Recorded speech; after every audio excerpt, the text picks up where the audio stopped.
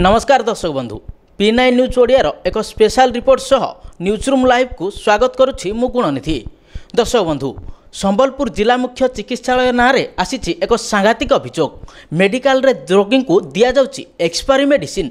तबे ए कथा आमे कहू नाहु, जड़े सांबादिक एभली अभियोग आनिछंती जे कि निजे शिकार होइथिले एई एक्सपायर मेडिसिन रो। तबे से सांबादिक जनक होउछंती सरोज साहू। तबे एहाकु नै से कोन कहिछंती आसंतु देखिनबा तांकर एही प्रतिक्रिया रु। मोर ना सरोज साहू, मु जने सांबादिक आज्ञा। काली राति रे मते प्रबल भाव रे झाड़ा हेबारु मु आज्ञा राति 9:30 बजे एडमिट हेली संक्रमण विभाग संबलपुर जिला मुख्य चिकित्सालय ने। तो मते आज्ञा परवर्ती पर्याय जेन सिप्रो बोली गोटे सैलेंट देले आज्ञा। देला परे मुई छाटीपिटी हेली आ मोर होश नहीं रहा। 10-15 मिनट पर मोर होश आसला, किंतु मुझे जानी नहीं पार्ली। परवर्ती पर्याय मते 2टा इंजेक्शन देला परे मोर होश आईचे। तो मुझे जिते राति 3 बजे आज्ञा मो साइड बेड रे जिते एडमिट हेले आउ जने भाई जने से तांकर भाई देखले तांकु जेन सैलेंट को दिया होचे एक्सपायरी डेट सरलाटा बेले से कहली केनता एंता दउछ बोले बेले से के तांकटा बदलाले। ई परवर्ती पर्याय फिर सकालू से 178 नंबर बेड रे एडमिट होते जी सी भी देखले जे जहाँ ओआरएस गुड़ाक देन सब सेटा एक्सपायरी डेट सरलाटा। तो एंता है आज्ञा इटा जीवन मरण प्रति मोर गोटे खेल खेलदे मैंने जदि मोर तो कहीं कहीं अटेंडेंट नहीं थे आउ जी अटेंडेंट नहीं थे देखले से मत किसी जानी नहीं आउ मत एटा कले किंतु भारी असुविधा है मोर जीवन सहित मैंने खेल खेलले आज्ञा।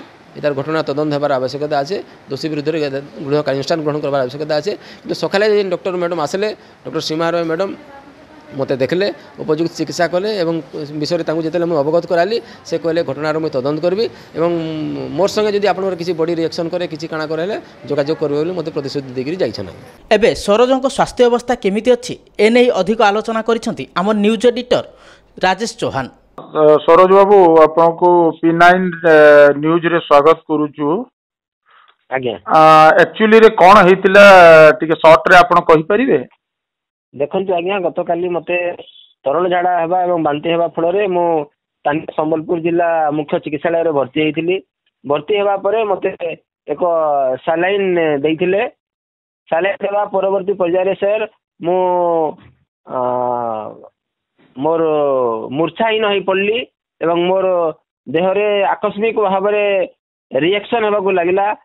परवर्ती पर्याय में जाना को पाइली जे यह आपणकर एक्सपायरी डेट सरी जाइथिबा सेलेन थिला। मु एथिरे आज्ञा बहुत भाव में मोर स्वास्थ्यगत क्षति है।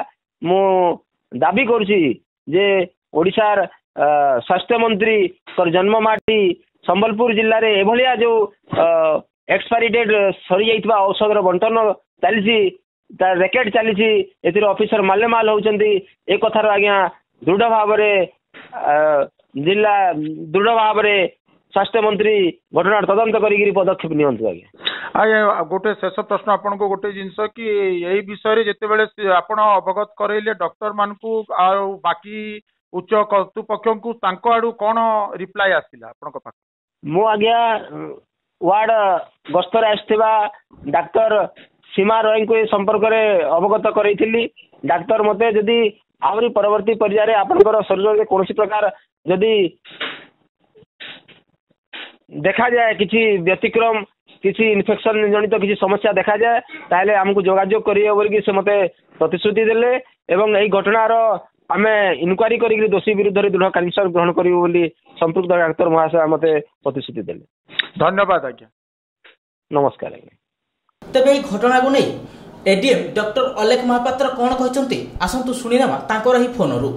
आमे इंक्वायरी बसै छु आज ऑर्डर दे छि डॉक्टर सिंह रे को इन्वेस्टिगेशन करबा पे सर इन्वेस्टिगेशन के रिपोर्ट कंप्लाई करबा लगी 3 डेज जेटा हवा सजेस्ट करबा दे मतलब पुलिस जदी हउ छै जदी घटना घटी छी हाउ टू प्रिवेंट एटा आमे ये करबा पे सजेशन करबा दे।